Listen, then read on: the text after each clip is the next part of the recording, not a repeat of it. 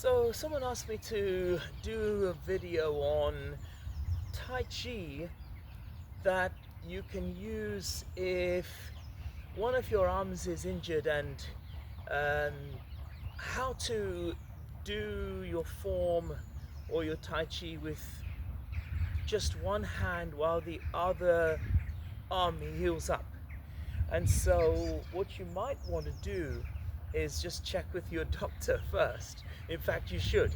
But if you've been given the go ahead and you're just kind of working with an injury like that, you can do the form with one hand. Okay? So you can still do a rise and sink with one of your arms.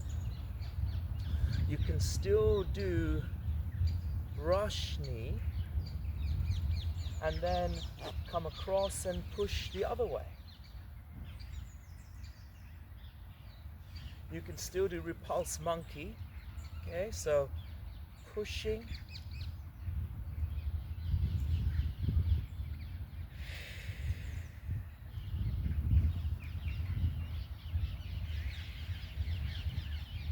and so you're so used to coordinating with two hands. I realize that, but you can still use the one hand.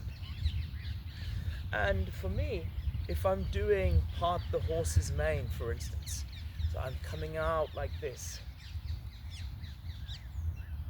then what I want to do is exercise the other movement that comes down this way with the same hand. And it may be a little bit tricky for the complete beginner because you don't know the moves or even the intermediate.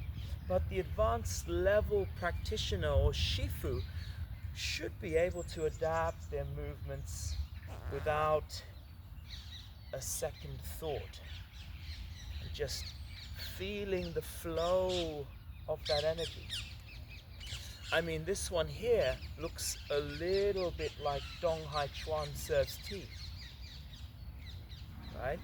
So you can still reap the benefit. And it's always that idea of what can you do as opposed to what you can't do. If you think about what you can't do, you're in the energy of effect.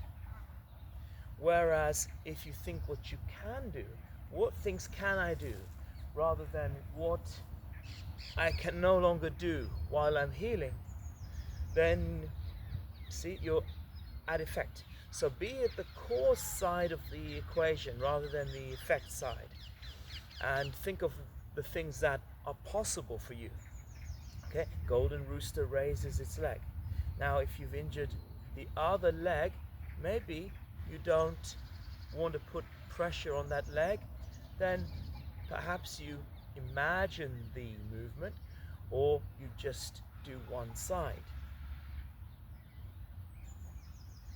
Okay, so there are times where I would say do not exercise at all, especially if you have a fever, because that's going to make it worse. In fact, Li Chaolong, Bruce Lee, said go with the disease. In other words, make sure you heal yourself, you nurture yourself, you make sure that you're in tip-top shape first before coming back. And so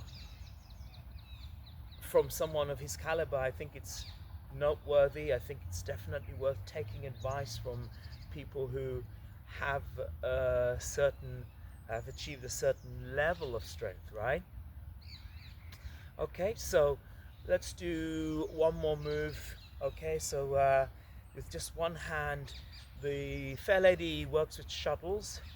Can be done like this, and you can do the upward motion or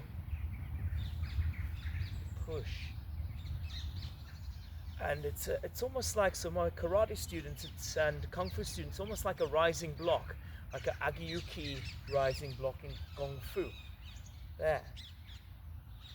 Only thing is, we're not clenching our fist. So there's a real interesting ideas and ways to train when you're recovering from something. But take medical advice, take it easy, don't rush things. Tai Chi is not about rushing. Tai Chi is about slow and steady. Thanks for watching.